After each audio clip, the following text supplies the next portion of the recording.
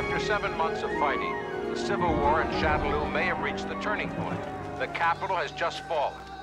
In December 1994, the forces of freedom will face a power-mad dictator in a struggle for the fate of the world.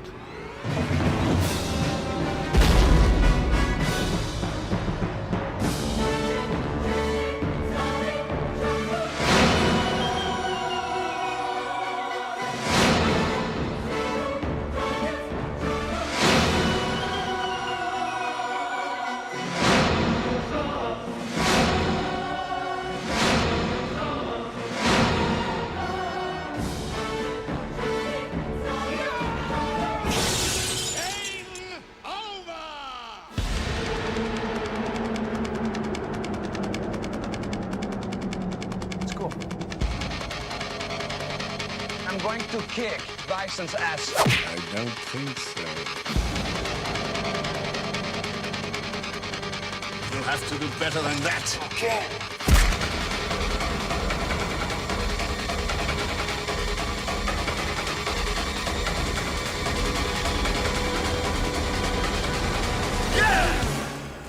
Now, who wants to go home and who wants to go with me?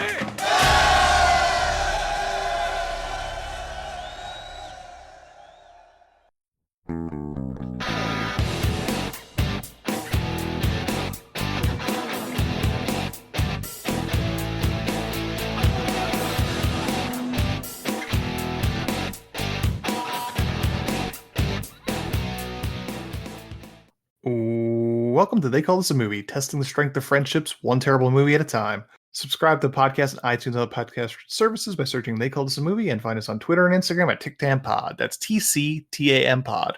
Welcome back to They Call This Movie. This is Anthony Delvecchio. With me, as always, is Dan Aquino and Mark Myers. Say hello, gentlemen. Hi, friends. Hello, everyone.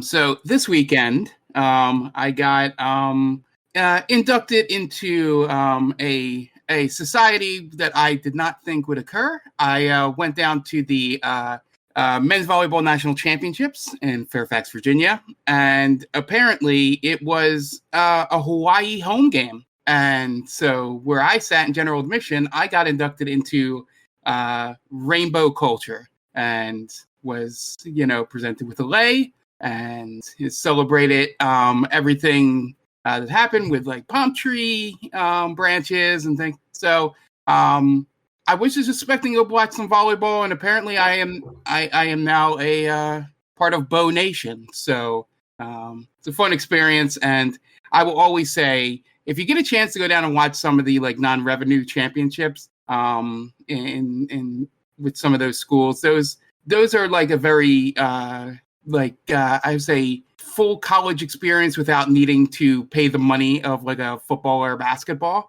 in terms of band and crowd reaction. So yeah, I am, outside of being an alumni of Penn State, I am also now part of Bo Nation. Let's go Bows. What I need to know what made you decide to take a several hour trip down to Fairfax, Virginia to watch the men's volleyball national champion. Well, Penn State made the semifinal, so I was kind of hoping they would make it into the final, which would have been fun to watch. But for those who don't know, when I was in college, I wrote for the student newspaper and covered a lot of these smaller sports and got into going to a lot of these things. And I haven't been to one in a while, especially some of these are mostly West Coast. I think the closest it's been that I can remember was like Columbus out at Ohio State. So this one being 2.5 hours away, I was just like, it's $20, drive's not that bad. It's just outside DC. And so, hey, if they make it, it'll be great down there. And then when they didn't, I was like, you know what? I got the ticket. I haven't been there. These things are usually fun. And it just became a very, very interesting time. Unfortunately, my Bows lost. But it was a fun time all around. I real quick, when Mark said he was initiated into somewhere, I thought he was going to pull out like, I became a Proud Boy. Oh, no. I've joined the Unitarians. Yeah, guys, this is my last podcast. But when you started this, it couldn't have gone better, honestly. because I was going similar places as Dan was, but you were like becoming a Shriner or a Freemason. But this is much better. Yes. So. But this week, besides Mark becoming a fan of the University of Hawaii, we actually have a guest this week joining us to talk about this week's movie. He is one of the hosts of the Shutdown Fullcast. So welcome to They Called This a Movie, Ryan Nanny. Ryan, thanks for coming. Thank you for having me. A lot of volleyball thoughts. You know, I understand if we want to pivot this to just be about the wonders of college volleyball.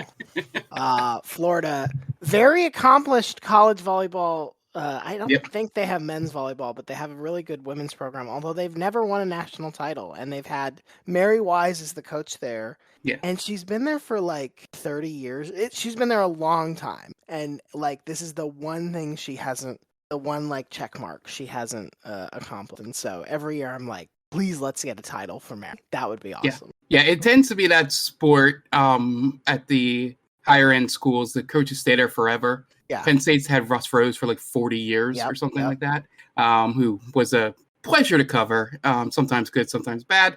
And then Mark Pavlik over on the men's side has been there almost 30 years. But yeah, I always enjoyed watching, some of the SEC volleyball and stuff when it came up.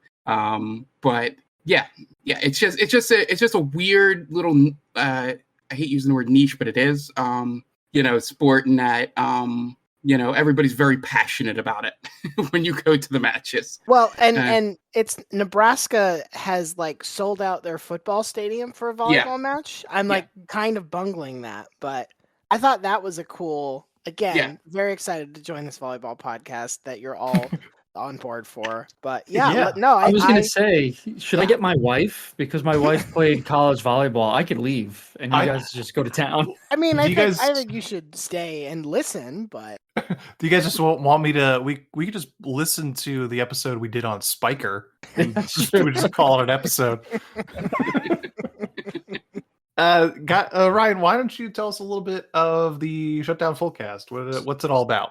The Shutdown Fullcast is branded as the internet's only college football podcast. It is almost never about that, especially in May. One of our most recent episodes, we mostly talked about the LA Philharmonic performance that may or may not have been punctuated by an audience member having a very loud orgasm during the performance, and the various dumb swords that are required to coronate a new king in England. But sometimes we talk about football too. But I feel like, as like a buyer beware thing, I want people to know what they're getting into as much as possible. Sure. Yeah, I'll let everybody know out there. I was the one that suggested for Amp to get in contact with Ryan, as I am a big fan of the podcast. Thank you. And the way I describe it is, I think you guys have said this, is that you take college football as seriously as it should be taken. Yes, that is correct. And when I start listening to you guys a while ago now, God, you don't want to say years at this point, how many years, but it's just, it not reinvigorated, but it made me appreciate like knowing all the stupid stuff in college football and not taking it seriously. So I want to say, thank you for that. That is, it's one of my go-to listens every week. Thank you. Even in the off season. We have a lot of fun doing it, and we are stupid enough amongst the four of us that even if nobody listened to it, we would probably keep doing the podcast. Exactly. So yeah, and at times I don't think Spencer's a real person, but that I regret to inform you that he aggressively is. Like the best way I can explain this is that around, I guess this is around the holidays, Spencer, who does not live in the state that I live, texted me and said, "Are you home?" And I said yes.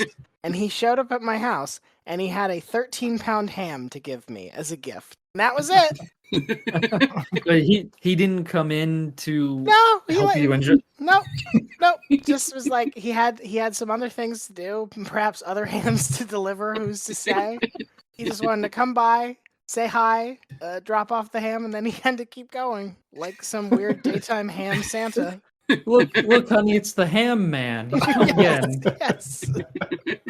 Well, how was the ham? The ham was great. It was a country ham, so it was quite salty. But ended up using it for some holiday brunch or something that we were hosting. Had it with biscuits. It was quite nice. Was it a fully cooked ham? Was it leftovers, or was it like packaged? Like, No, here you go. Here's a ham. This was like one of those like dry cured, packaged so you could hang it up in a smokehouse or something, kind of. So this wasn't a like, hey, here is some ham that you can eat right now. This required work to get into edible form. So it was like, here's a ham. It's your problem now. Here's a ham project is basically what he had provided me. Yeah.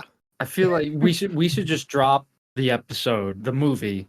I feel like we could talk for an hour about this person and his delivery of the ham. Yes. Yeah, that's fair. Yeah. We gave you a ham monkey's paw and was like, I'm out of here. Yes. Now, is this going to be a regular occurrence kind of thing, or you know what? I not only do I not know, I'm confident he doesn't know.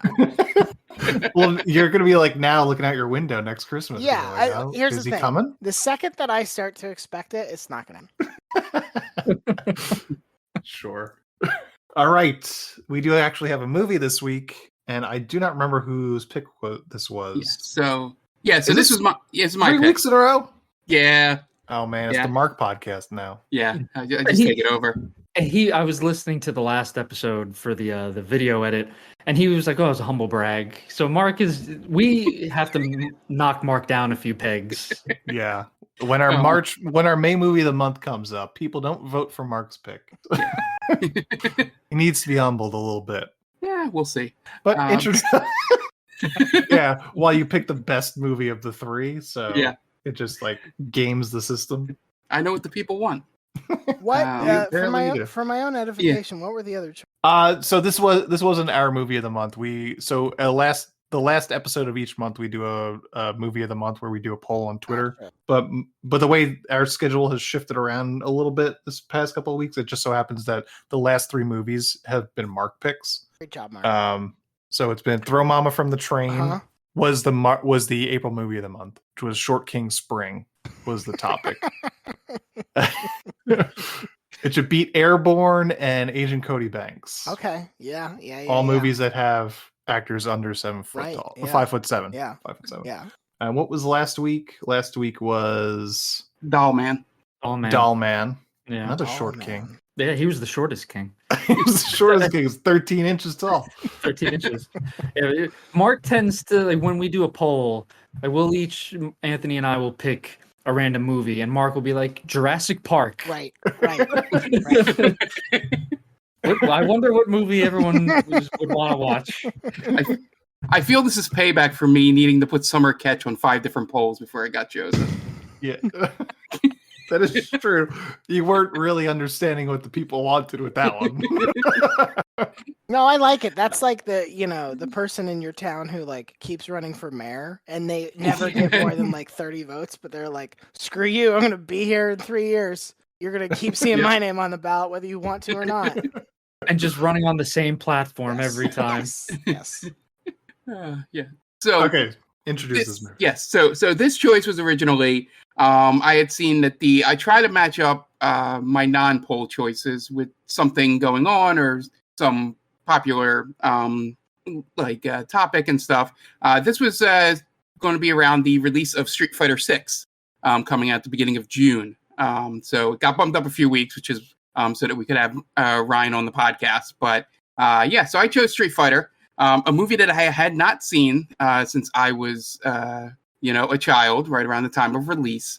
The things that I loved that I had glad that stayed the same was Raul Julia just absolutely just having a ball in this movie throughout it, and probably the only one that kind of got the ridiculousness of Street Fighter characters and just the sheer way they tried to tell a story because it's so hard to tell something that's just a fighting tournament essentially and try and make it into a movie. Mortal Kombat has a little bit of lore back when that original movie came out to help it, but this one was tough to do, and you could tell by how they had to shoehorn a couple things in. to not have everybody know each other. But I think my favorite part of it is that the fact that we got an extremely European accented man playing the most American guy in the video game. But I love JCVD, so I let it pass. But the video game related side of this is, if you ever listen to the commentary on this, I had heard this from secondhand. The director calls the video game that comes from this, which is Street Fighter the movie, the game. He calls it Street Fighter 4 for the entire commentary, which I feel like was Capcom's way of saying, "Oh yeah, it's Street Fighter 4." Yeah, just to get all the actors to sign off on their likenesses for it. But yeah, this movie is ridiculous. I'm kind of both happy and sad that this is one of, if not Raul Julia's last movie. But yeah, it's definitely it's worth a watch at least once. Yeah, just for the stupid and dumb plot devices and character interpretations. Okay, great. Ryan, how about you? Where are you coming from with Street Fighter? I was aggressively aware of this. I do not know that I have ever seen it in its entirety. I have definitely seen parts. And I was not big into this video game as a kid, mostly because ours was a household that didn't have a console. These were dark times, and so I'm giving away my age a little bit here, but when you only get to play Street Fighter at a friend's house, you always lose because you're always playing somebody who is much better than you and has much more reps on it than you. And so I didn't necessarily have like a lot of fealty to this universe. But yeah, there are a lot of choices going on in this movie that I have a lot of feelings about, but I feel like I want to just leave it at that until we dive into it a little bit more. Okay. Dan, what about you? Street Fighter. Oh, well, I've seen this movie an embarrassing amount of times, I should say. Can we get it on the scale? We're going to ask. Is it more or less than The League of Extraordinary Gentlemen? Gotta be more. Wow. So I was 7 when this movie came out, and I liked the game. I'd played the game, and 7-year-old Dan didn't know any better. So I liked it. Vega was my favorite character in the video game. I liked how he had the mask and the claws. But then teenage Dan absolutely hated it. His wits came about him and realized this is a dog shit movie. And I haven't seen it in quite some time, but I still don't like this movie. It's a masterclass in how not to cast your movie. There's not, maybe Ming-Na Wen as Chun-Li is probably a decent casting. Raul Julia is miscast, even though he's having a great time and is easily the best part of this movie. He does not scream M. Bison. You have Special Agent Johnson, Grandel Bush as Balrog, the other Johnson. You have Joanna Man in this movie. Yep. You have Last of the Mohicans. Wes Studi is in this movie. Kylie Minogue is in this movie for some reason. It's all over the place. It's a mess. Mark, you mentioned Mortal Kombat. Mortal Kombat eats Street Fighter's lunch in terms of the movie. I actually just rewatched the first Mortal Kombat movie in preparation for this. And it's not a very good movie, but at least it has a proper storyline. Like you could follow the plot. In this movie, it's all over the goddamn place. It's a humanitarian crisis going on with 2 shysters in Ryu and Ken. You have Chun-Li, who's she works for some type of news agency. It's all over the place. Blanca is like a Frankenstein's monster. It's like the director just heard the term Street Fighter, didn't look up anything about the game really, and just made his own mishmash of characters, of what he thought the characters should be, and missed the mark completely. Okay. Yeah. As for me, I've never seen this movie before. This is the first time I'm watching it, and I'm glad spent 37 years not watching this movie. I am not a Street Fighter. I don't have much experience with Street Fighter other than I've played it. I think I've played Street Fighter 5, probably the most out of any of them. And that's not that much. It's this film, and it's hard to call it a film, but it feels like the guy that wrote Commando just got an IP that he didn't understand, which is exactly what this movie is.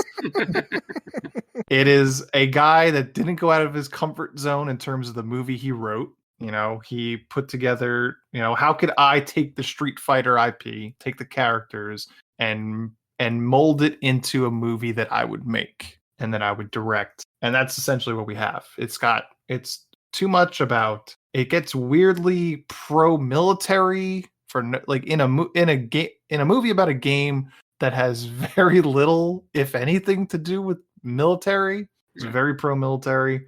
Raul Julia. I'm a big fan of Raul Julia, but mostly for the Addams Family. He's good here, and the iconic, the memed scene of him saying, "For me, it was Tuesday," is great, and it hits the way it's supposed to. But it's a fleeting moment in an otherwise dull movie that is unfocused. I feel like if we spent more time with one central character, the way that Mortal Kombat is more centralized around Liu Kang, if that's Chun-Li, great. If it's Guile, maybe not that great because he's not that interesting of a character.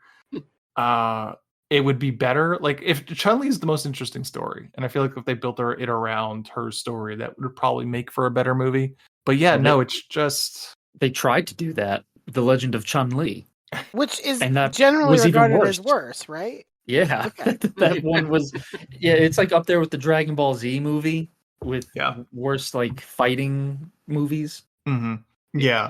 The fun thing about you saying the writer director really tried to square peg in a round hole is that they also didn't kind of know how. It seems like know how to do a type of movie like this in the sense that I read in the trivia and stuff that the AN was originally written as the UN, but instead of just using it and then asking for forgiveness later, they went and petitioned the UN to use UN, and the UN went, oh, "Fuck no," So they had to change it. Right. So that just shows me a guy that or even if it was just the studio, had no idea what they were getting into with this. But yeah, the idea that they probably took your idea, Ant, and was like, "Hey, let's focus on one." Did Chun-Li, and that got even worse reception. We're like, "We're not doing anything with this IP anymore. It's done." The other limiting factor I think here is that it's clearly a movie that is being to hit a I think this is ultimately rated PG-13, but even that feels like a stretch. Like this is not a particularly bold PG-13 movie, and so if you it's like. Part of what makes Commando interesting in parts is that it's a rated R movie, and it's very willing to be a rated R movie. And if you took all that out and said, well, we need to make this, more family friendly or whatever, Street Fighter is a version of what you. Yeah, definitely. And you have one of my favorite notes about this movie is that Jean-Claude Van Damme spent $10,000 a week on cocaine during filming, and it absolutely shows. Because he's either super hyped up or he's completely unfocused in this movie. He's super sweaty and just eyes darting all around. I don't know. 94, is he kind of at his peak, or is he just at this point? I feel like he's kind of on the downward swing, right? So let's see. So he's got a lot of movies. 80s was really more of his jam. So he's just done. He's done Time Cop in 94 as well. He's done Hard Target in 90. He'll still do Sudden Death, which I really enjoy. Yes. So I think he's maybe starting to see the roller coaster is maybe starting to go down. But I don't think it's aggressively in that mode. Universal Soldier is 92. Yeah, I think he still has enough going on where the idea of building this movie around him wasn't bonkers necessarily. Yeah. seems like just about that at the crest, Yeah. more or less. Yeah. Time Cop came out the same year. And what's even crazier is a better Street Fighter movie came out the same year, but it was the anime. The Street Fighter 2 anime came out in 1994.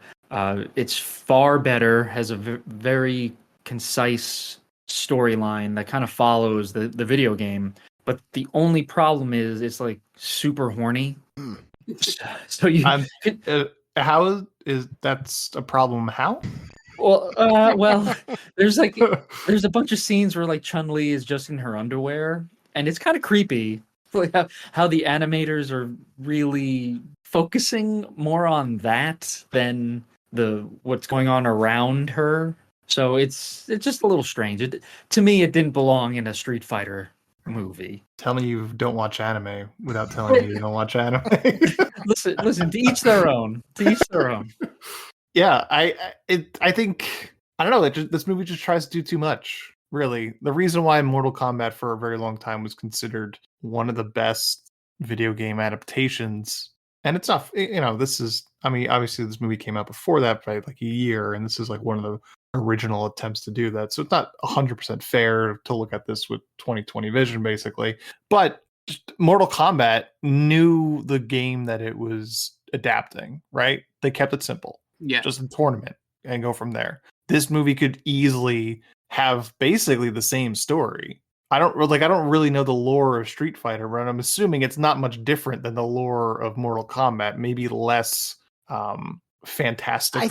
I think the lore of Street Fighter is basically the movie Bloodsport. Like that. Yeah, That's, in a way. That's yeah. what's kind of bonkers about this is that I expect there were some people when this came out who were like, "Oh, it's a Street Fighter movie, and it's got the guy from Bloodsport." So clearly, I know what I'm going to go. I'm going to go see the Street Fighter version of Bloodsport, and they could not have been more wrong.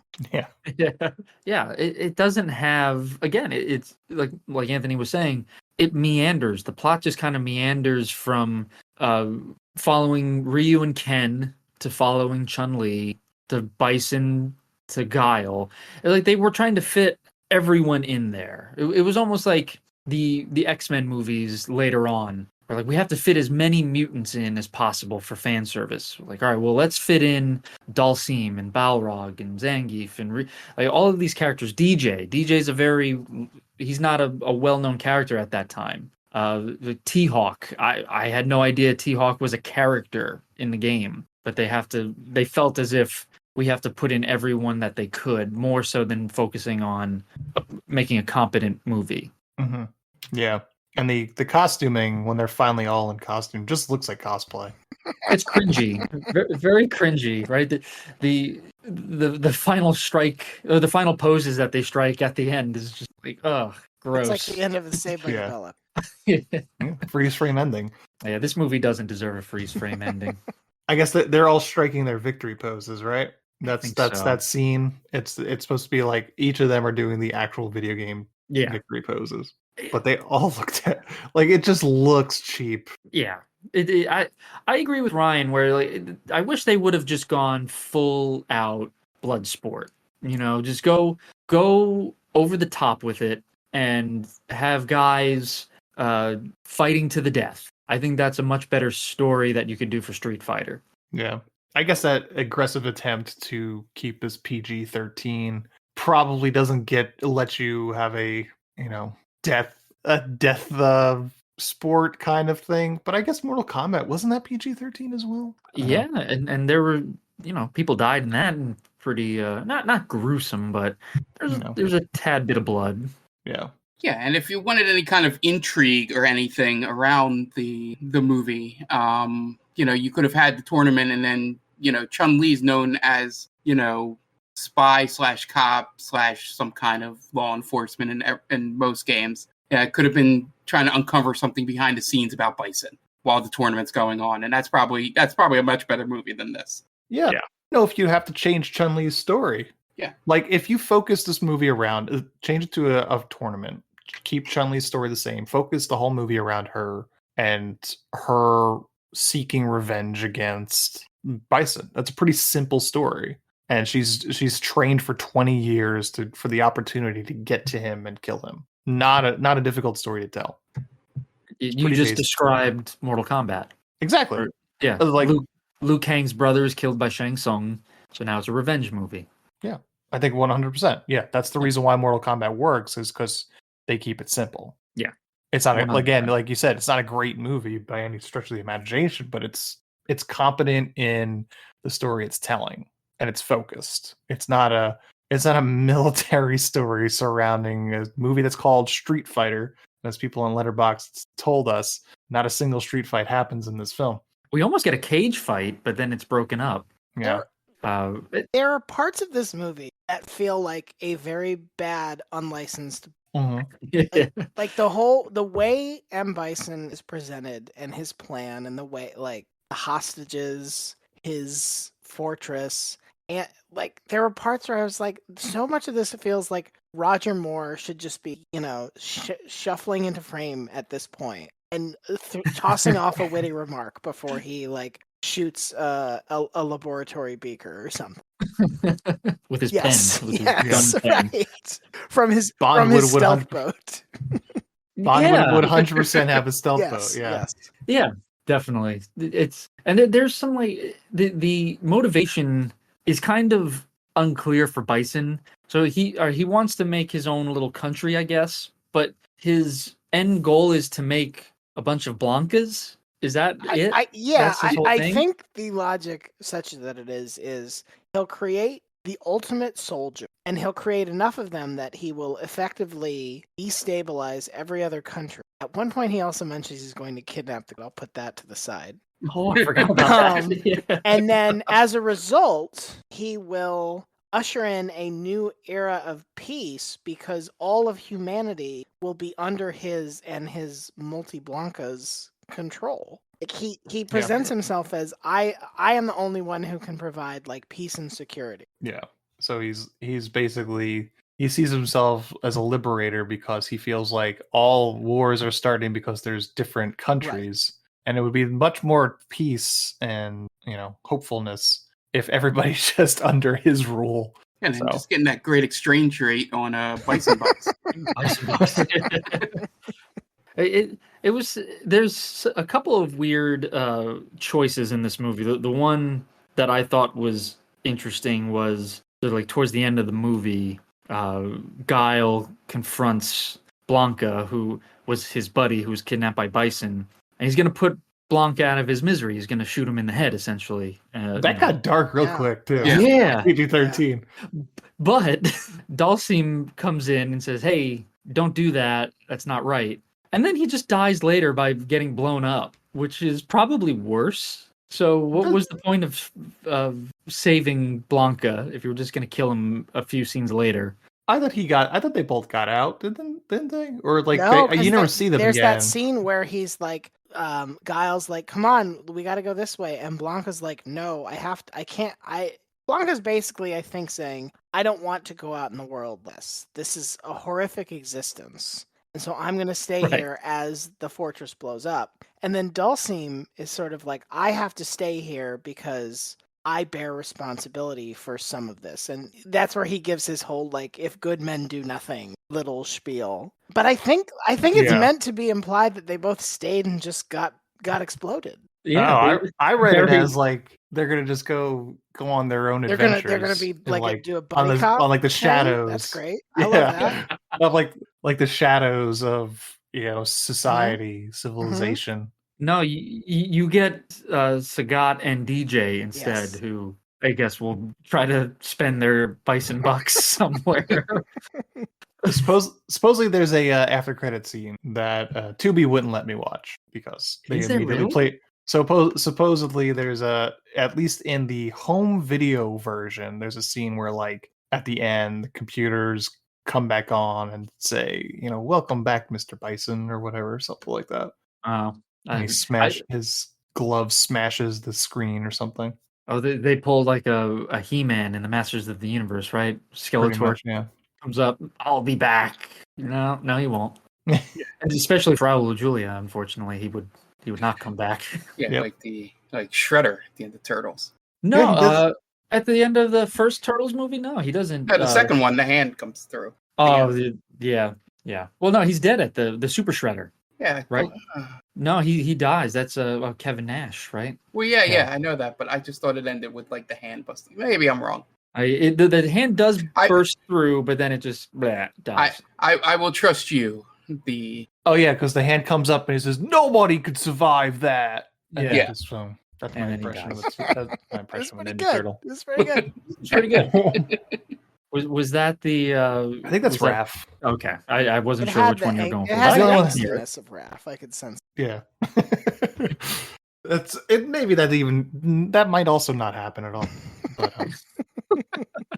That sounds about right. I don't know though. Yeah, this is just a mess, and I'm embarrassed to say I've seen this so many times.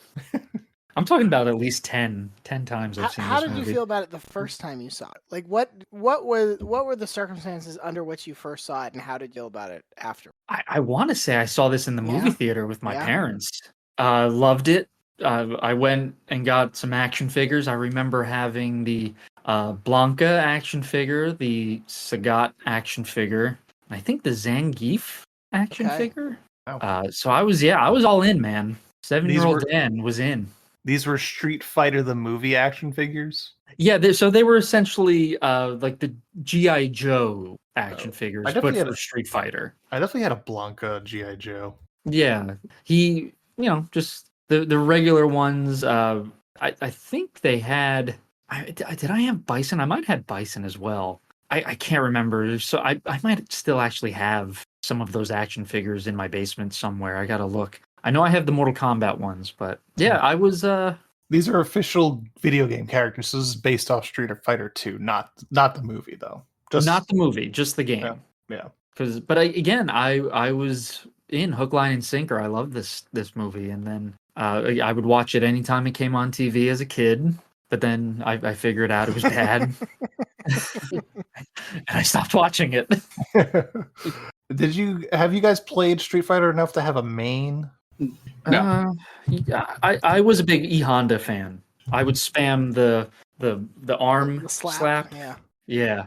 He was good. I liked him. But again, my favorite character was Vega. I don't know why. He just looked cool. He had the mask and the Wolverine claw. He does look cool. He It does is look pretty cool in badass. this movie. I will say, like that, the cage fighting Yeah. scene where Vega fights some rando, and then has his procession before the fight that doesn't end up happening with Ryu. Like there was enough there that I was like, this is kind of cool. This is kind of badass.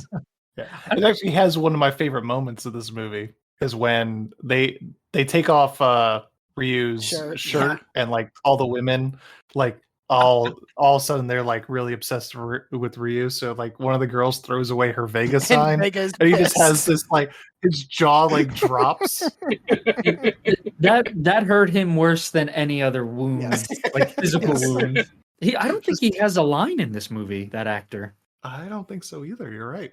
I think you might have some like ancillary dialogue when they're in the truck, maybe, and driving away, Maybe. like go, go, go, or There, something like I that. think he said, yeah, I think maybe he says like, "I told you shouldn't have trusted him" or something. Yeah. Oh, But Oh, it's yeah, something like you're that, right. yeah. He barely talks. He's just there for looks. and they did a good job with that. He's definitely a good-looking man. But again, like this movie, like terrible casting choices. So you have a Belgian as Captain America, essentially. Yeah. You have a Pacific Islander. I'm assuming he's like Samoa as a they Japanese say man. he's Hawaiian. Like they retcon Hawaiian. it in the movie so that Honda is Hawaiian. In the game, Right, he's yes, Japanese. Yes. Yeah, well, I mean, there's never been anything in the history of entertainment where a Samoan man was labeled a Japanese man. And then this is so stupid. And then they cast a Native American man as Vega, who in the video game is Spanish. Mm-hmm. So this movie is just all over the place with this casting. Yep. I don't think Zangief might be Russian. I think he was born in Philadelphia. That's if you've Oh, seen, yeah. if you've Go seen Birds. the program, that's Latimer, the like linebacker who's doing copious amounts of steroids. That's that actor. Oh, Yeah, okay. Steve Brianarski He was in one of the movies that we've covered. I forgot which one it was. Yeah, the fun part you mentioned the Native American actor playing Vega is that they have T-Hawk in this, who is Native American.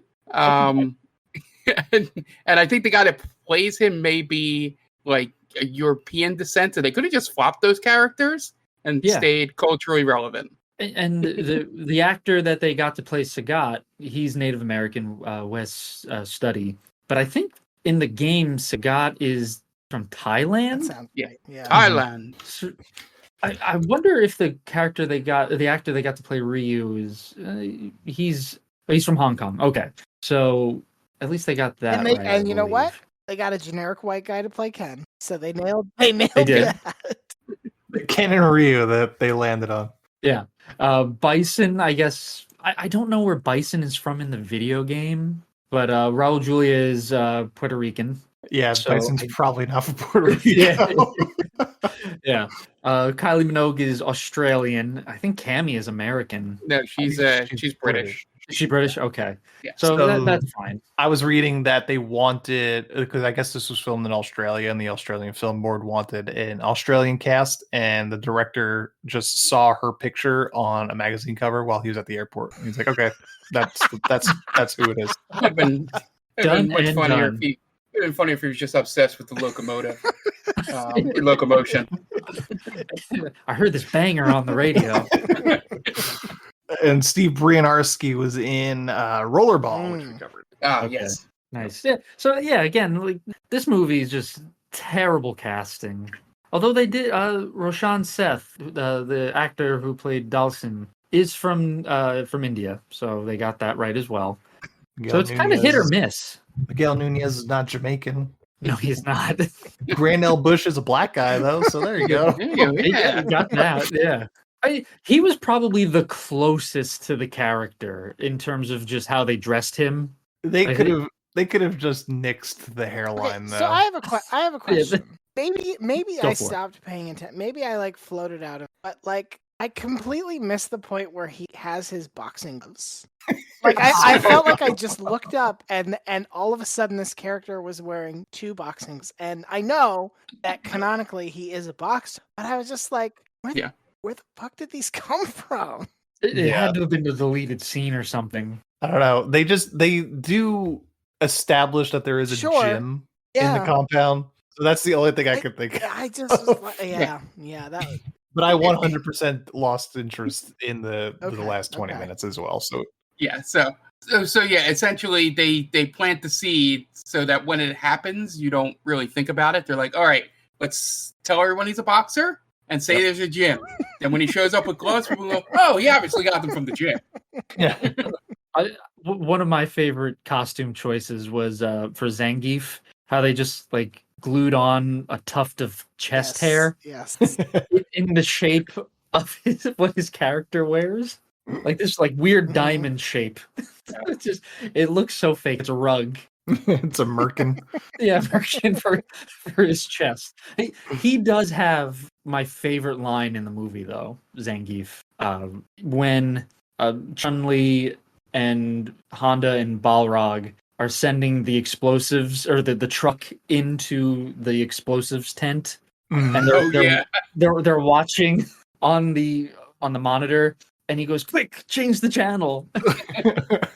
I did laugh at the E Honda Zangief Godzilla scene. Yeah, that's pretty good. But those are good examples of how this movie can't decide what it is, because there are parts like that are goofy in the way that Three Ninjas, and Sure, but then yeah, at the same time it's this important, the UN is raiding this mad warlord's fortress to free these hostages who he's going to murder, and it's just inconsistent in tone and voice in a lot of ways, where it's okay, I don't totally know why we had this weird moment of levity. It feels like it can't decide what it wants to in the middle of scenes sometimes. Yeah.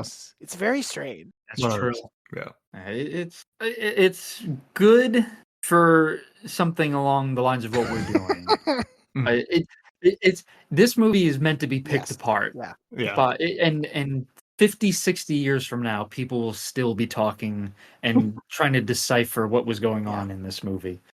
So, Street Fighter 1994 is directed by Steven D'Souza, writer-director, and writer of... So he hasn't really directed much, but he has written some absolute bangers and some absolute trash. And it is like a tale of two careers. So he's a writer of 48 Hours, Commando, The Running Man, Die Hard, Die Hard 2. Then Hudson Hawk, The Flintstones, Beverly Hills Cop 3, and Judge Dredd. Which we've covered. Yep. I am the law. Judge Dredd and Die Hard and The Running Man we've covered. And The Running Man. That's a good one, though. I love The Running Man. Yeah. It's like first half of his career, bangers. And then Hudson Hawk happened and he never recovered. He couldn't recover.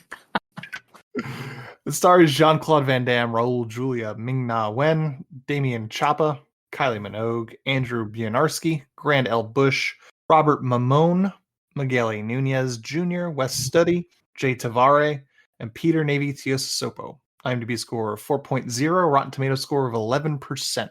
Budget, $35 million.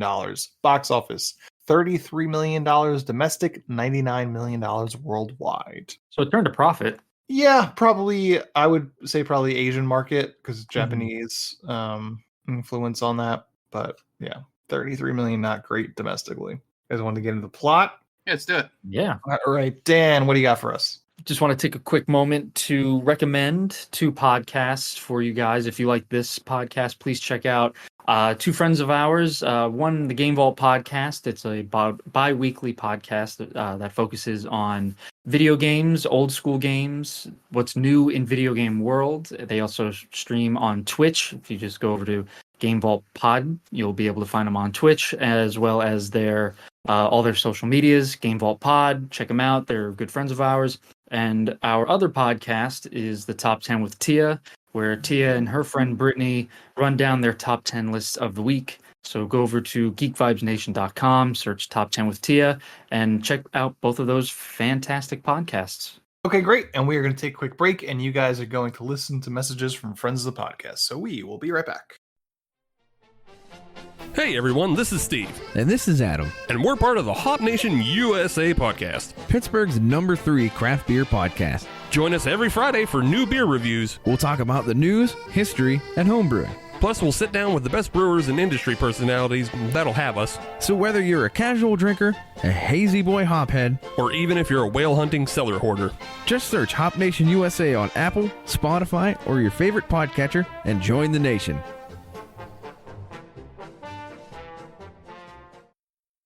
Oh, hi. Didn't see you there. It's me, George, from the best little horror house in Philly, the show where we talk about the best horror movie ever made, according to our guest at least. We've talked about groundbreaking classics like Texas Chainsaw Massacre and Alien, but we've also got a lot of great ones coming up, including some very fun guests like Len Kabaczynski of Swamp Zombies and Red Letter Media fame, Caroline Williams, the star of Texas Chainsaw Massacre 2, and Chase Williamson from John Dies at the End. So make sure you're subscribed to the best little horror house in Philly, and I'll see you boils and ghouls over there.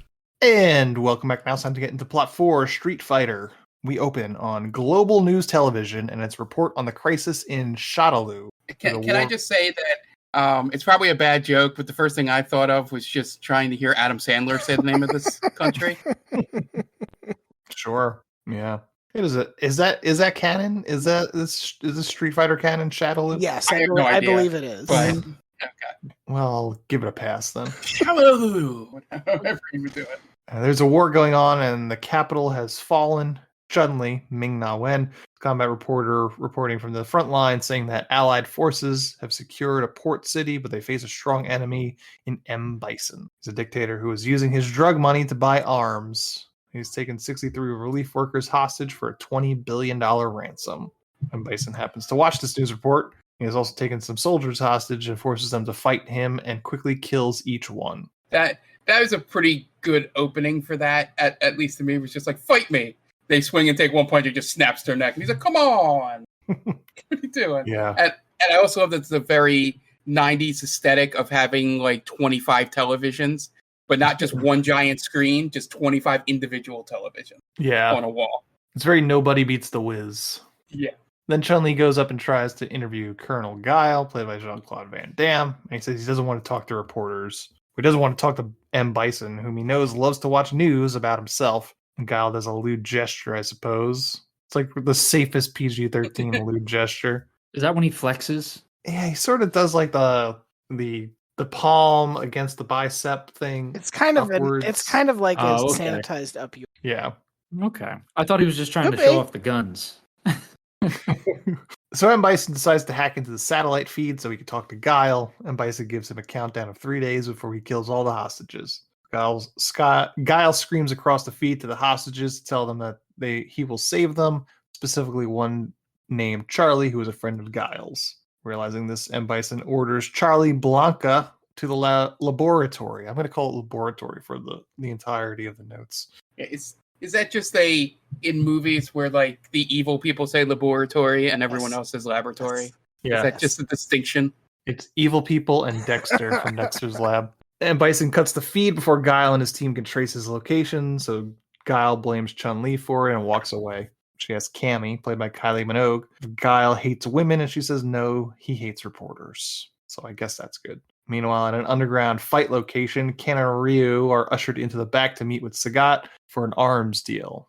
Sagat hands over $100,000, and the guy says they won't hand over the guns until they're safely out of the building.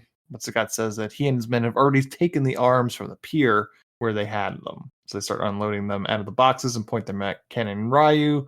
And Sagat orders his men to fire them at Ken and Ryu, knowing full well that the guns are nothing more than toys. Sure enough, the goons shoot them at Ken and Ryu, and they only shoot rubber balls that bounce off them. So a fight ensues between Ken, Ryu, and the goons, with Ken and Ryu holding their own until Sagat has his men pull real guns on them. Meanwhile, M. Bison goes to visit Dr. Dalcime, who he has hostage in a laboratory because he wants to see how Blanca is making progress in the experiments. I do very much feel like when the names occur early in this movie,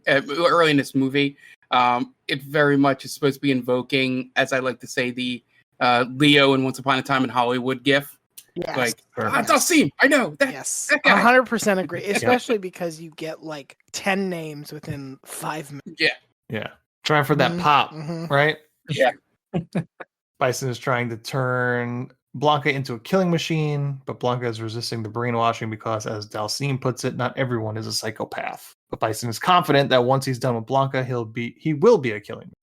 Meanwhile, I was going to say it's also worth noting that the transformation process involves comically large bags of what is labeled as, I think, DNA mutagen, which was just delightful. Like these bags are like lethal in high doses, and it's approximately 2 gallons worth of mutagen. Pumping them full of Gatorade, really. Ecto Cooler. That's my wife said. They're pumping them full of Ecto Cooler. It's like the tame version of what they feed RoboCop.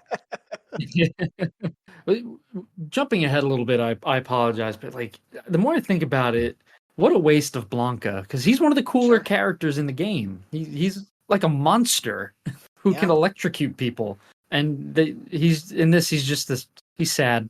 He's just a sad guy. Sad, slightly stronger guy. Right, slightly stronger. Go ahead, Ant. I was gonna say, just what's worse is that there's like such a build up to his final reveal too, and he looks fucking terrible.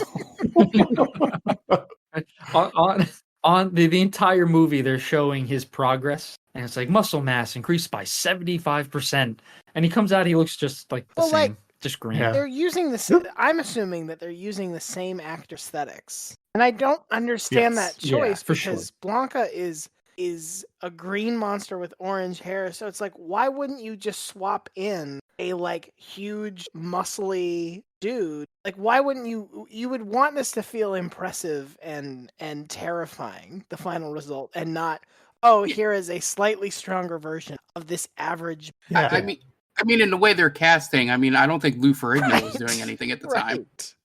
Right. You got to get a beefy boy for that. Yeah, he doesn't have a particularly large presence. The guy that plays Blanca, he seems kind of short, to be honest with you. Here we go. Ant's gonna rag on short people again. Blanca short king. Blanca That's why Blanca he's a never short in the king. game never stands up all the way because he doesn't want you to know that he's only 5'5". Yeah. It's true. It's probably it. He's embarrassed. But I'm looking at a picture of him in full Blanca makeup, and it looks like the Haunted Mask episode of Goosebumps. It's bad. It is not good. He has like the Neanderthal brow going, right? Yeah. It juts out. Yeah. And then that's kind of it. That's like Yeah. as far as the prosthetics go. And then they just spray painted him green. Yeah. According to Canon, Blanca is supposed to be 6'4", about 218 pounds. Okay. I think there was such a wasted opportunity there. There should have been the one of the fights should have been between Guile and Blanca, with Guile kind of talking Blanca out of fighting him. You know, Mhm. like Charlie, it's me, your friend. Yeah. I'm getting weird Deadpool in Wolverine vibes of this whole situation. In what way? Just the whole setup of the bad Deadpool. Oh, okay. An X-Men Origins okay. Wolverine. Yeah. That makes Where there's the hear whole you. build up to the mouthless Deadpool. Yeah, My favorite. they take away what makes the character cool. Yeah. But I was getting that whole vibe of like the experiments and then the final reveal at the end. So I guess, yeah, two terrible movies have shared something. Not surprising. But meanwhile, as punishment for the shady arms deals, Sagat forces Ryu and Ken to fight in one of his underground fights. He sets up a fight for Ryu first with his champion Vega, with Ken scheduled to fight in the next one. But after some posturing before the fight, Guile drives a tank through the ring, gets out, and says everyone is under arrest. God forbid we had some fun. Also, not fight. clear what for. Like the AN is there Right. to stop M. Bison and his army, and none of these people are seemingly involved. Like maybe it's like, all right, he knows Sagat is running arms to him or something. But most of these people are there to watch, granted, a extremely unsavory cage fight. But like the UN doesn't usually bust those up. Right. Right. Seems like they're micromanaging just a little bit. Sometime later, Guile is sitting down briefing his team, trying to find their next move against Bison.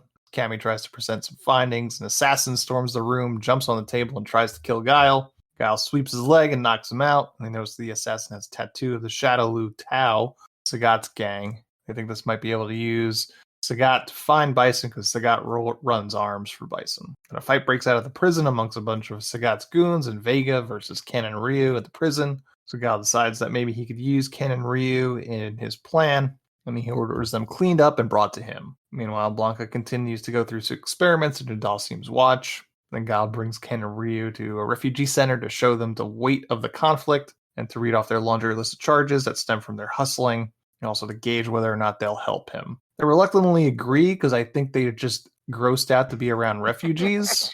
I was getting the impression. And their hopes to get him out of prison. The Allied forces start moving prisoners out of town, including Ryu, Ken, Sagat, and Vega. They start piling them onto a truck when Ryu and Ken fake a scuffle so they could grab the handcuff keys off the guard. Once in the back of the truck, Ken and Ryu start uncuffing themselves in front of Sagat, so Sagat offers to get them out of the city if they give him the key. So they toss him the key, and they immediately stage a breakout of the prison. They bum rush guards, and Vega, Ken, and Ryu pull the guards out of the front and start absconding with the truck and the prisoners. As they go to escape, a gunfight ensues and spills out into the immediate streets. Ken pulls a gun out of one of the guards' holsters and starts firing. Guile runs out of HQ and steps in front of the truck firing at it, but Ken shoots him a number of times in the stomach, and he falls as the truck drives away. I feel as if you're going to pull off this elaborate ruse, you should probably inform your men so that they don't try to stop them necessarily and die in this made-up escape. Right. So they have to at least tell that one guy that had the gun, right? You would think, right? Because Guile's not getting shot, right? These are squibs. I guess in this whole elaborate plan, he's getting fake shot. So that guy has to be firing blanks. Yeah, 100%. So that guy has to at least know, or else I'd be pissed if someone swapped out my bullets for blanks. Yeah, that's a problem. Yeah. But. And you're releasing known, like, hardened criminals here who would probably kill you at the drop of a hat. So you don't want just some guy who's under your command to try to stop, Sagat or Vega, and unfortunately get killed because you're trying to set up this elaborate plan. Yeah. Yeah. Ryu and Ken aren't going to kill anybody, but you can't say that Vega won't. Right. Exactly. Yeah. And the other thing worth mentioning is that the way he dies is the death scene at the end of a fight. Like they do the slow motion. I didn't pick up on that. Yeah. I didn't pick up on that either. Nice. Before the truck leaves, Chun-Li does manage to toss a homing device onto the truck so she could track it. By the way, she throws it in the most inconvenient place possible. Any one bump on the road, and that thing is coming out. Mm-hmm. Back inside out, Bison looks over a model of his planned city once he takes over Shadaloo, uninspiringly calling it Bisonopolis. Doesn't even roll off the tongue. Bison City would have been so much Bison Land. Bison Land. News report comes on with Chun-Li announcing the death of Guile, saying that Sagat was responsible in calling Sagat the arms dealer for M. Bison. Bison was upset, though, because he wanted to be the one that killed Guile in hand-to-hand combat.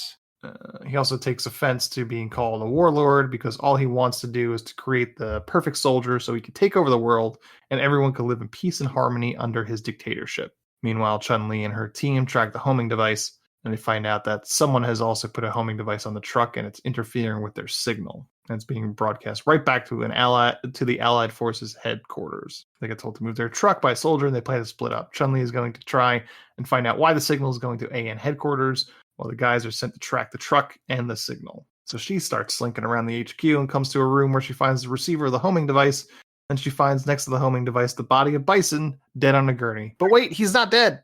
It's Guile. Guile. Who did I say? Bison. Guile. Guile. But wait, he's not dead. How long was he waiting there? Yeah, that's what I was going to say. and also, that was the least guarded base of all time. Yeah, she literally got all the way into the morgue area without even seeing one person. Yeah, Guile was just catching up on his Z's, man.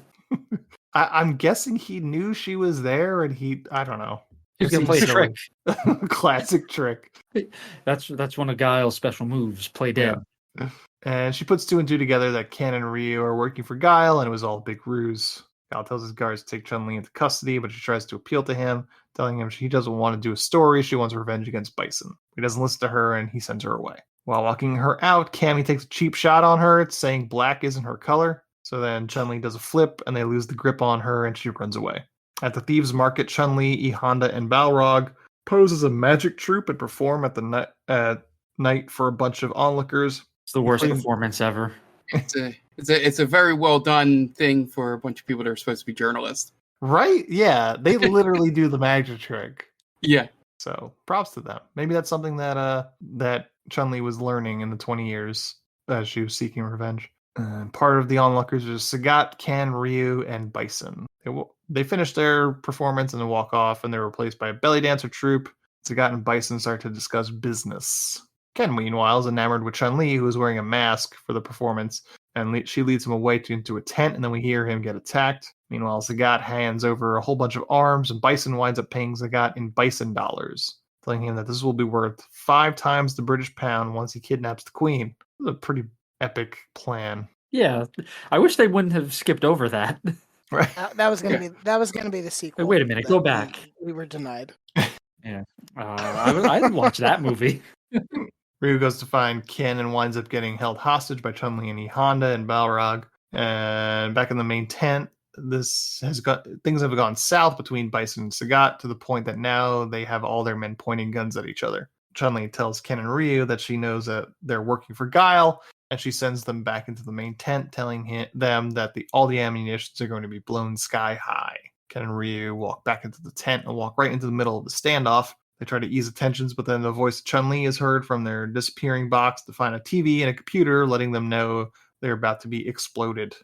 And they let the truck go as it rolls down the hill and into the tent, and it explodes. But they wind up all evacuating in time, and then we cut to Bison's headquarters, and they've already captured Chun-Li and her crew somehow. Yeah, I didn't realize that either. That's kind of what Ryan was saying. I looked down for a moment. I looked up, and they were captured.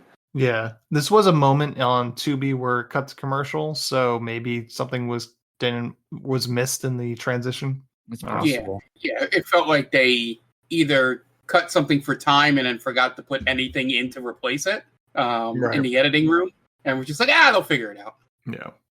So everyone's back at Bison's HQ. He's giving Ken and Ryu a pass because they were the ones that tipped him off about Chun-Li, and he offers Sagat and Vega refuge here. But he sends E Honda and Balrog to be interrogated and gives Chun-Li a private room. Ooh la la. Back at AN headquarters, Guile is going through the plans to infiltrate Bison's headquarters and says he's going to lead the attack personally. Meanwhile, E Honda and Balrog are getting tortured, but all the whipping doesn't seem to faze E Honda. Balrog gets a punch in the face for laughing. And the guard leaves, and Balrog and E Honda work together to pull the chains off the wall. Meanwhile, Ryu and Ken are fitted with special Bison trooper gis and are shown around by Zangief. Back at AN, Guile's about to dress his troops when a member of the Security Council shows up in a limo and tells him that they're calling off the assault because the Security Council plans to negotiate and give Bison what he wants, which is $20 billion. Guile tells him that he's lost his balls, and the council member tells him he is relieved of his duty. So Guile addresses the crowd to tell them that he's immediately disobeying that order. He's going to go and personally kick M. Bison's ass. Yeah, and pulled a Street Fighter version of the Wolf of Wall Street speech. Yeah, I'm not leaving.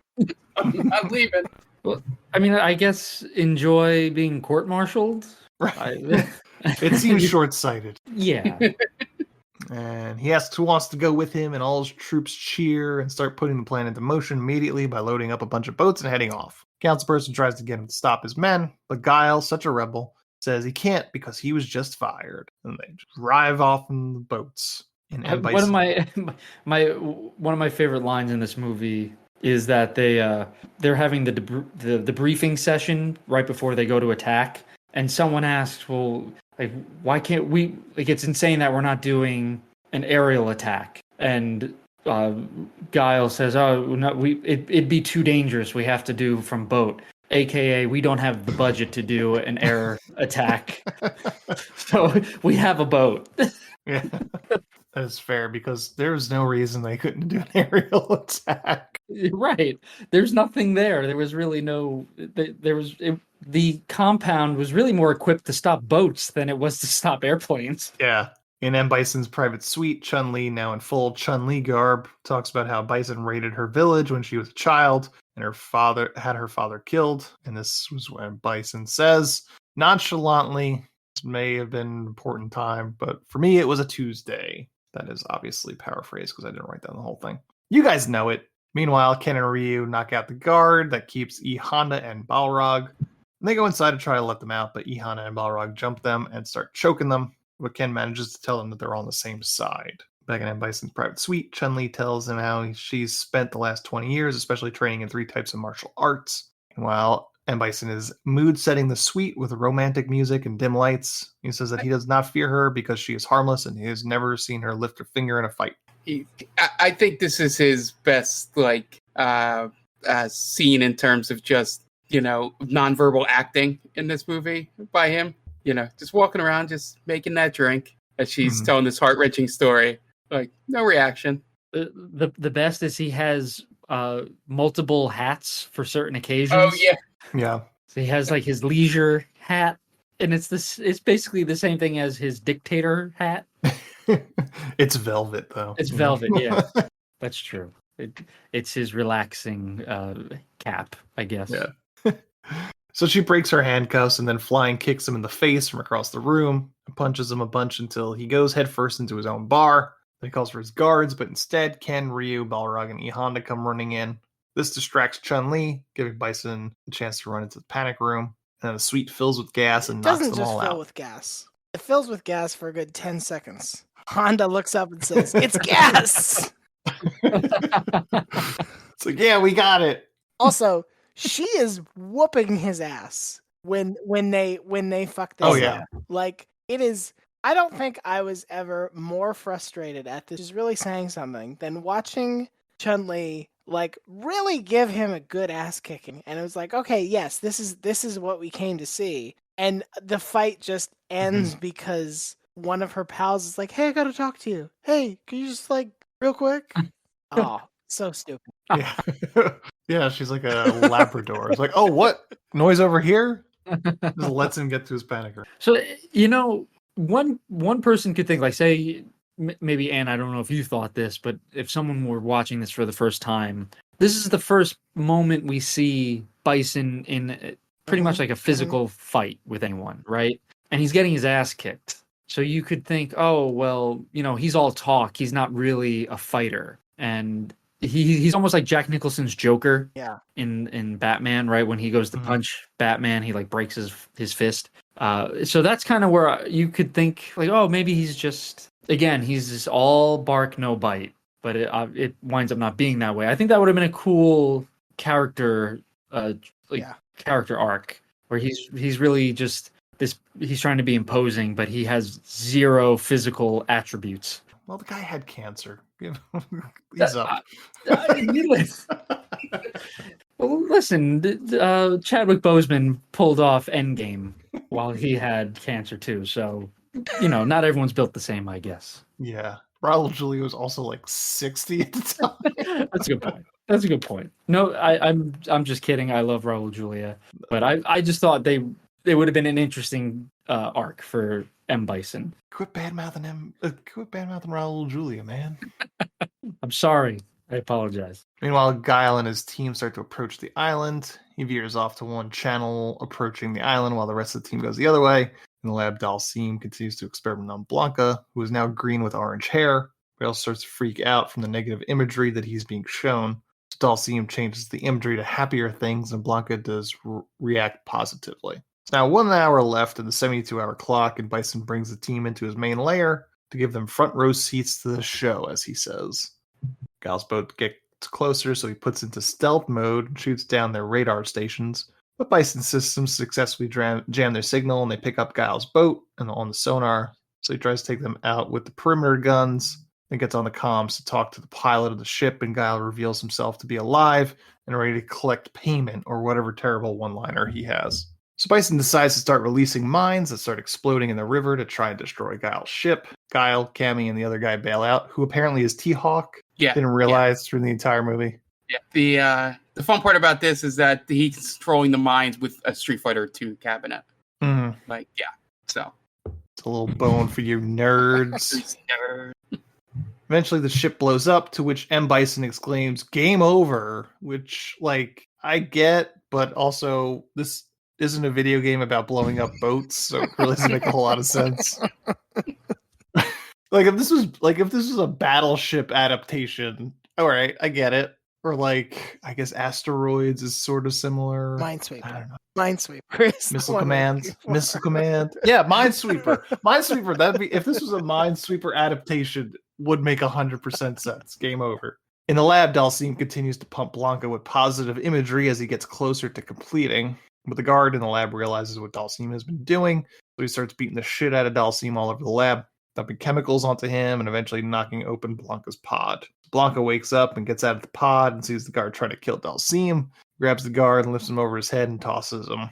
Meanwhile, Guile and his team make it to the land and knock out a few guards. Council person, meanwhile, is on a helicopter base, and he's on the phone with Madam Secretary, who tells her that the army is not with Guile, but Guile has gone rogue. We didn't need to revisit this guy. Yeah, he had his part The to play, and it was done. that entire element is so unnecessary. Is it just meant to imply that bureaucrats are cowards? I didn't understand it. Yeah, it doesn't fit. I guess it's to show how, Guile will stop at nothing. Yeah. I didn't feel like I had any doubts about it at this point in the movie. No. Yeah, he's made it abundantly clear he's going to beat the shit out yes. of Bison. Guile, Cammy, and the other guy which is T-Hawk, find some sort of ancient ventilation system to sneak into the lair. As Bison watches news reports of the hostage situation, he also checks his bank account, but alas, they have not delivered $20 billion. So eventually, Guile makes it to the laboratory, which has been turned upside down. He finds the dead guard, and then Blanca pops up and grabs him by the neck, starts to choke him. But Guile recognizes Blanca as Charlie, and he appeals to the Charlie side. Blanca starts to break down as he starts to remember Guile and his past life. So Guile gets ready to just put Blanca out of his misery, which is super dark, but Dalsim stops him. And Bison addresses the hostages, telling them that the world has decided to let them die by not paying his ransom, so he's going to unleash a beast on them to kill all of them. Down in the laboratory, Dalsim tells Guile that Blanca still has the capacity to know the difference between good and evil and shouldn't be destroyed because of that. And the incubation chamber starts to activate, Dalstein says that means that Bison is calling it up, expects to see his creation inside it. So the incubation chamber goes up into the main room, and when it opens, Guile jumps out and flying kicks Bison from across the room. This is the second time someone flying kicks Bison in the face. What were the point of the massive spikes coming out of the ground? That was to create a path for Blanca, so that he would, if you followed that path, it would lead to the hostage pit. So it wasn't just like, all right, he's loose now, and we're just gonna see what happens. But that's the only, like, even that is extremely strained. Yeah. No, I don't know why it was, again, giant knives. You could have just made a little hallway. It's like a little rat maze. Yeah, that's all you got to do. And the prize at the end is the hostages. Bison then orders his men to kill the hostages, and mayhem ensues as the chains on the Street Fighter gang breaks their chains and starts fighting against Bison's men. Lots of shooting. I love that it seems like he hired stormtroopers to shoot at the hostages. Yeah. Lots of shooting, lots of fighting. Some of our characters wind up with vaguely recognizable Street Fighter costumes. Blanca shows up and starts beating up Bison's men. During the melee, Ken and Ryu make a break for it, but Ryu decides to go back and stand for something. Ken doesn't understand, so he continues leaving. And E Honda and Zangief fight.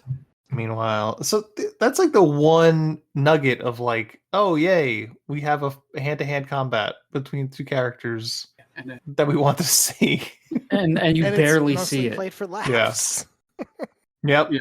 Oh, and you don't see them really do anything, right? Like you see them kind of just they're just locked up. They're not punching each other. Yeah.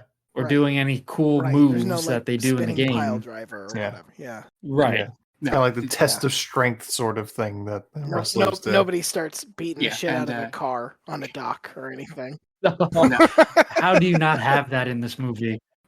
Yeah, it was a scene that Vince McMahon would have very loved with two meaty men slapping meat, and that was it. Mm-hmm.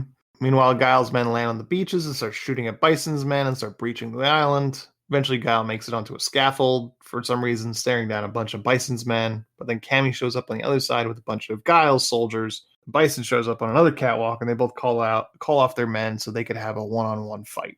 Meanwhile, Ken is looting Bison's suite when he sees Ryu on one of the monitors about to get attacked by Sagat and Vega, so he goes to help intercept them. And the four of them start fighting throughout the compound, at one point winding up in a gym. Guile and Bison continue to fight, while Guile basically making easy work of Bison until he straight up kills him with his fists. At that point, Cammy calls on the monitors as they are attempting to make it to the hostages before the set charges explode on the island. As this is happening, Bison's computers are setting up a resuscitation sequence on Bison, including starting compressions, defibrillation, until he wakes back up and basically becomes a super shredder version of Bison. They go back to fighting, and now Bison is the one getting the upper hand. While this is happening, Bison's right-hand man, DJ, has defected and is trying to make off with a chest full of money from Bison's safe. We also get some scenes of Zangief and E Honda fighting again, including one Godzilla-inspired moment, which might be the best joke of the movie, but it's completely out of place. At some point, they make it to where all the hostages are being held, and Balrog punches the door controls, and it opens, and they're able to start moving the hostages to safety. Eventually, Guile manages to kick the flying electric shooting Bison into a wall of televisions, and the electricity from his body and the TVs combine and basically electrocute him to death. Guile goes to try and get Blanca out of the laboratory, but Blanca says he can't go back to his old life the way he looks now. But Dalsim says that he will look after him because he must atone for the evil he has done. So the team evacuate the base with the help of Zangief, who now realizes that Bison was a bad guy. DJ, meanwhile, runs into Sagat, who was interested in sharing some of that money DJ is trying to abscond very briefly with. The moment where DJ and Zangief are talking, where DJ's like, yeah, obviously he's the bad guy, but he paid me a ton of money. I did enjoy where Zangief sort of like looks off to himself and is like, you got paid? Like Zangief is doing this for college credit or something. Didn't bother to ask about payment. It's there for the vibes. It's like that one meme, which with the two Nazis. Like, are we the baddies? So they all stand. The charges explode and bring down the compound just as everyone gets to safety. DJ and Zagat realize that they're carrying bison bucks, which are essentially worthless, except for the gift shop. All except for So everybody makes it out except for Guile, who is assumed to be dead. So they all stand around being sad until Guile, of course, comes out of the smoke. No more worse for the wear. So they'll exchange sighs of relief. Cammy cries a little, and Guile and Chun-Li go off for that interview. Wink, wink. That came out of nowhere. All of the like M. Bison grunts are being like kicked and pushed and like they're being rounded up. They're clearly going to be prosecuted for war crimes. Like shit is they do not have a promising future. Zangief is just like, I don't think well, I guess I'm part of the crew now, and they're like, I guess you are, my dude. Welcome. All is forgiven. There's a great shot. There's a great shot of Zangief just like judging the shit out of all of the bison. Yeah, he's standing there with his arms crossed. I'm so disappointed in you. He's just wearing his like wrestling trunks. It's great. Well, he held the door open, so that's a good scene too, where Zangief is holding the door open, and Ken and Ryu like think they're helping, but clearly Zangief is shouldering like 99% of that burden. Yeah. It's the guy on the truck pretending to help push when everyone else is pushing. I was gonna say it's like when people are helping for moving, and it's like one guy carrying the big piece of furniture, the guys on the other like, I got it. Got it. It has like no weight on him at all. It has like his pointer finger on it. Like, oh yeah. We're good. Yeah, but Chun-Li and Guile, they didn't really have much chemistry. But apparently, Jean-Claude Van Damme was tagging Kylie Minogue the whole time, according to that trivia about him doing $10,000 worth of coke. I feel like she heard that rumor and like vehemently denied it in the years since. Yeah, you have to, right? Yeah. To save face, you can't say, I was binging cocaine with Jean-Claude Van Damme for for 4 weeks. $10,000. That's that is so much cocaine. I assume that's like Liver King amount of drugs. Yeah, out of control, man. I wonder if anyone else partook in said drugs with him. I mean, he had plenty to go around. You would imagine, right? I don't know. Is cocaine one of those drugs where you're like, oh yeah, come on, do some coke with me? Yeah. It's or is it more like, don't touch my fucking coke, man? Thing. I think I don't know from experience, but it feels like it's based in every movie. Like the protocol is, I'm setting up several lines of coke, and I'm inviting you to it is a party drug. It's not one of those. It's always come get down on this, you know. Right. Nobody's like, no, hey, this is my right. I put this coke in the fridge with my name on it. Who took some? Yeah. It's not meth or heroin, I guess. Or even like weed, right? No, like no one. A lot of people are very touchy about their weed. Like, this is, but I guess you do the puff pass, right? Yeah. Right. So there goes that. But yeah, I think it's more of a party drug, like Ryan was saying. Yeah. But just as we're about to fade out, more explosions happen, and they all strike a pose for the freeze frame ending, which feels exactly like the Mortal Kombat ending, but less cool, I suppose. And that's it. That's the end of Street Fighter. There is supposedly a after credit sequence, but I didn't see it. Yeah, trying to get that sequel money that never came. Yeah. And that's it. It sucked, honestly. Yeah. I think we went through all the ways that it sucked. It just sucked. Yeah. It's the suckiest thing that ever sucked. It's exactly. The only thing that's still funny years later is the fact that they made one of those. The video game version is just the like animated pixel versions of the not pixel versions, but of the actors. It's playing the roles. FMV. Mm-hmm. Yeah, like Mortal Kombat. Yeah, you know, but it's like Guile, and it's just Jean-Claude Van Damme. Street Fighter, the movie, the video game. The video game. Yep. Just everything about this production is a clusterfuck. Yeah. Well, at least Jean-Claude Van Damme got a whole bunch of cocaine for it.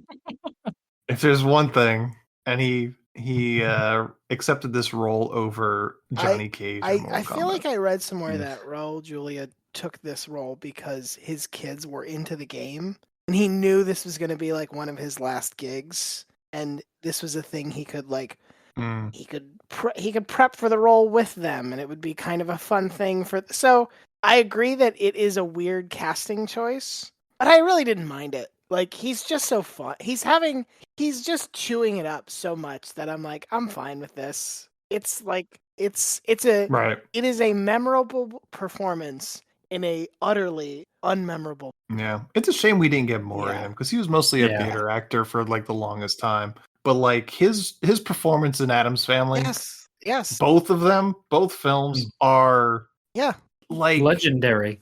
I mean, like we don't celebrate comedic performances in like award shows, but they're so good. Yes, his performances in both those movies. I think he might go down as the Gomez Adams. Like, you will not top his performance. I think there'll be guys. Yeah, I feel like there'll be actors that will do well in the role, but it's such a high bar. Yeah. Having watched like the Wednesday show and Louis Guzman plays him.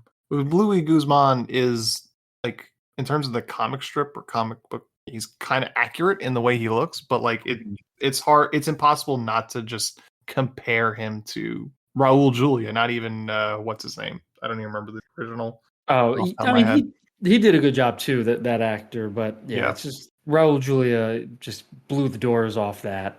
And I agree. I think, again, 40 years from now, when people see this movie for the first time, that performance will stick out. That will stay with people, for better or for worse. It also kind of goes to show you what a phenomenal actor can do with these types of roles. Yeah, like apparently he was like reading the trivia. He's like he spent time researching like dictators and getting their mannerisms, traits. Stalin, Pablo Escobar. It's interesting. And in the trailer next to him is just like a Coke party.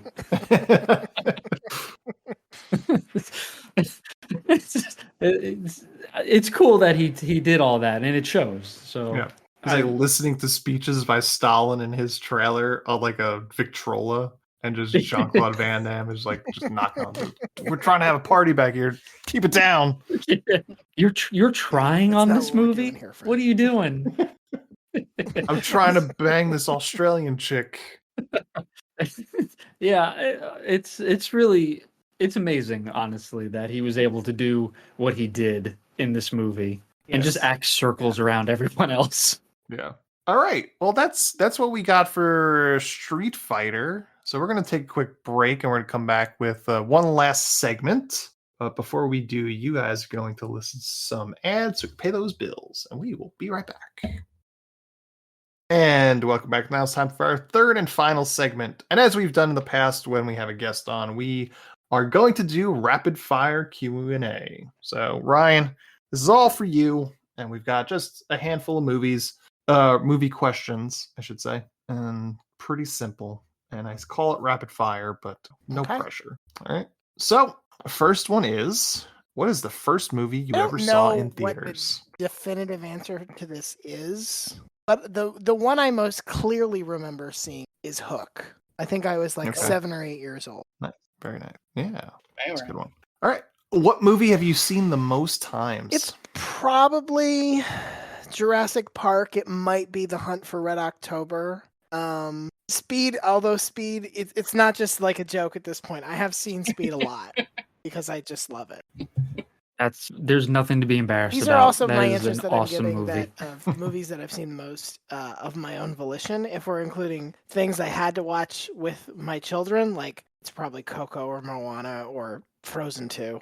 But I don't want to live in that world, so we're going to say it's one of the other ones. Yeah, right. Yeah. Yes. The spirit of the question is like what you personally would watch over and over again. Yeah. Not what you're being held hostage to watch.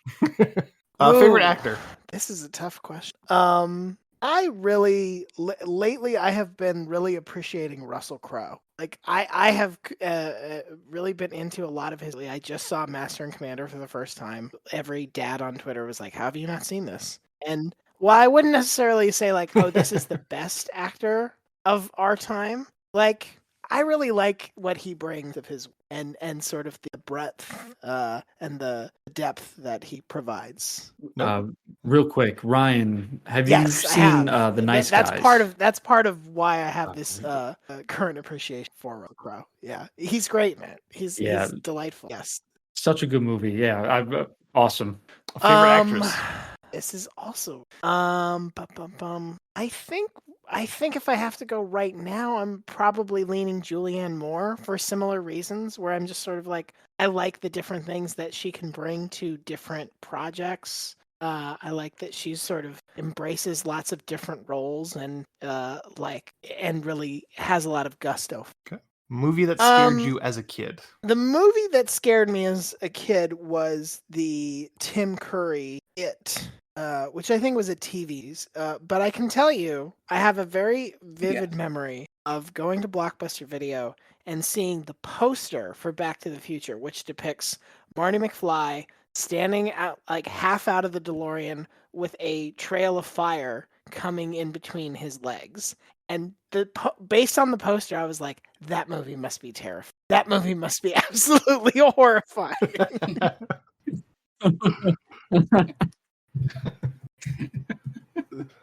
At a young age, That's right. you need the sphere of fire. It's good to know.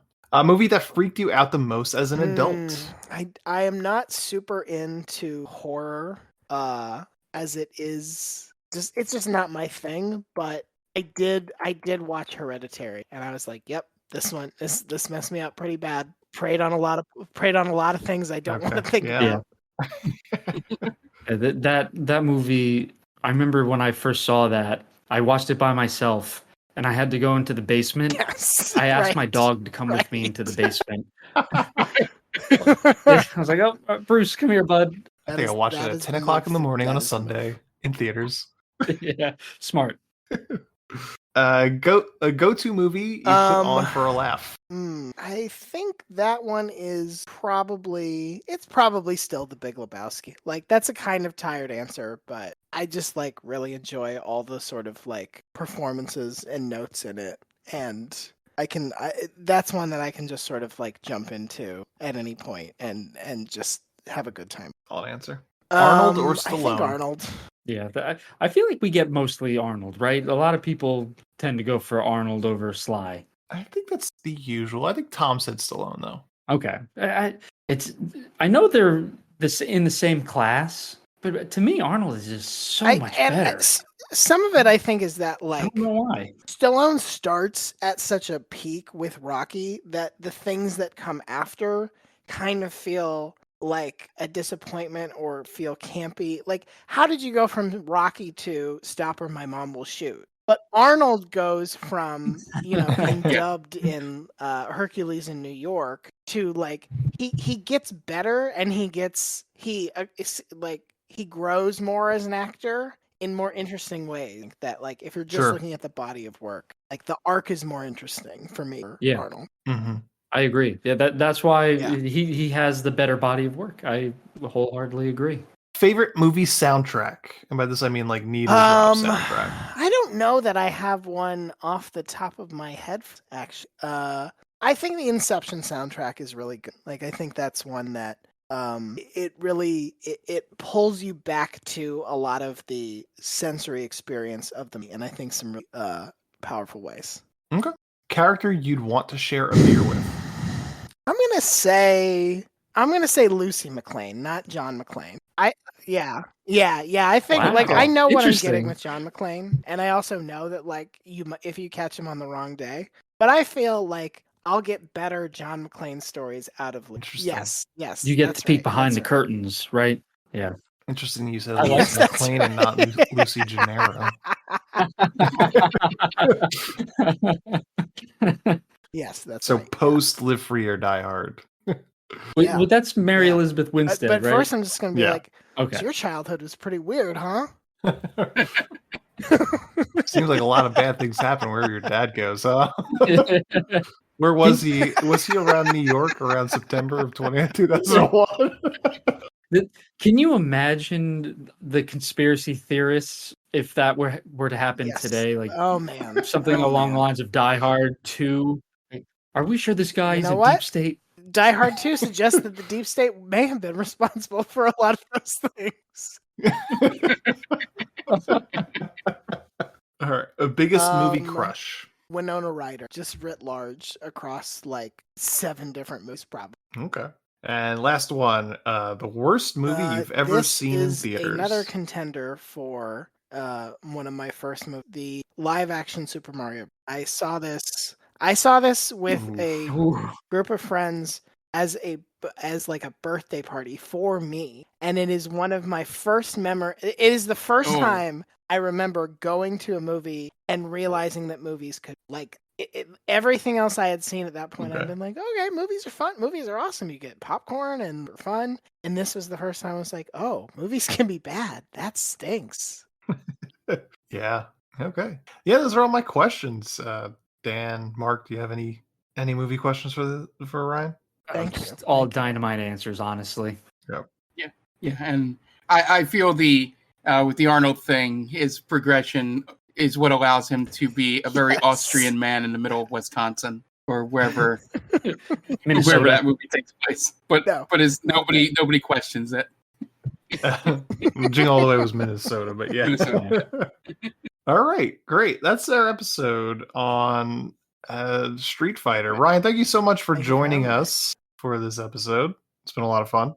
Yeah. Why don't you tell us where you can find me at Celebrity Hot you. Tub on Twitter and Instagram, and the aforementioned Shutdown Fullcast. And then I don't know. I'm trying to be on as many podcasts as possible, so I'll probably turn up on something else you listen to, and you'll be wondering what the hell this idiot is doing there. But sorry, this is me indulging my own interests. All right. Yeah, perfect. Again, yeah, it's been a pleasure to have you on. And good luck in your adventures getting on other podcasts. Yeah. And that is going to wrap us up. You can check us out on all our socials at TikTamPod on Instagram and on Twitter and on TikTok at They Call This a Movie. And if you have any questions, comments, you want to suggest movies to us, hit us up at TikTamPod@gmail.com. If you have 5 minutes out of your day, if you're listening to this, you probably do, go on any of your podcatchers of choice and give us a 5-star review. Helps us out a great deal. And once again, it's going to wrap us up this week. The director of Street Fighter was Steven D'Souza. So, for Dan Aquino, Mark Myers, and Ryan, this is Anthony Delvecchio telling Steven D'Souza, well, you certainly made a movie, didn't you? Thanks for listening to They Call This a Movie. Subscribe to us wherever you get your podcasts, and be sure to check us out on Twitter and Instagram at TikTamPod. That's TCTAM Pod. You can also check us out on TikTok at They Call This a Movie.